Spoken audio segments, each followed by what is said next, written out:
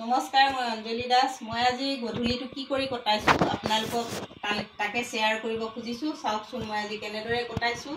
মই আজি নগা বেছ থেৰাপি লৈছোঁ। বৰ্তমান মই ইয়াৰ বেডত আছোঁ আৰু ইয়াৰ উপকাৰিতাখিনি হ'ল সকলো ধৰণৰ বিষ নিৰাময়ৰ বাবে এই থেৰাপিটো আচলতে লোৱা হয়।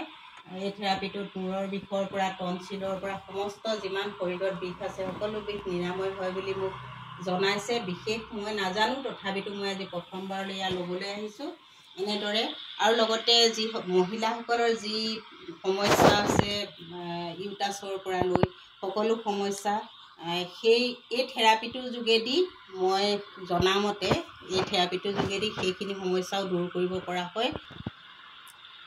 আৰু এই যিটো মই হাতত লৈ আছোঁ এইটোৰ দ্বাৰা আচলতে মহিলাসকলৰ যি ইউটাছৰ সমস্যাৰ পৰা লৈ সকলোবিলাক সমস্যা দূৰ হয় বুলি মোক জনাইছে। গতিকে মোৰ বিশেষ অভিজ্ঞতা নাই, প্ৰথমবাৰলৈ এনেদৰে বেডত আহি লৈছোঁ। আপোনালোকে ভয় নাখাব, মই সুস্থ হৈ আছোঁ, মোৰ বিশেষ একো হোৱা নাই। আৰু আহক আপোনালোকেও যদি ল'ব খোজে, ডিব্ৰুগড়বাসীসকলক কৈছোঁ, যদি ল'ব খোজে মিলননগৰ JLN-ত অৱস্থিত গায়ত্ৰী দত্তৰ ওচৰত আপোনালোকে ল'ব পাৰে। যদি ল'ব বিচাৰে যোগাযোগৰ নাম্বাৰ আমি দিয়া হ'ব, যোগাযোগত কণ্টেক্ট কৰিলেই হ'ল।